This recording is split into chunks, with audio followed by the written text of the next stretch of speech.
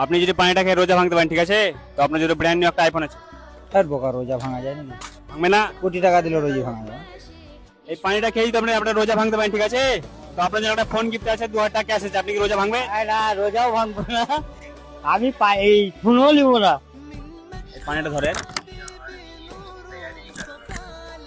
এই পানিটা খেয়ে যদি রোজাটা ভাঙেন, ঠিক আছে, তো আপনার জন্য নতুন একটা ব্র্যান্ড নিউ ফোন আছে। ওরকম 10টা আইফোন আমাকে দিলে আমি রোজাটা ভাঙবো না। সাথে 2000 টাকা ক্যাশ আছে।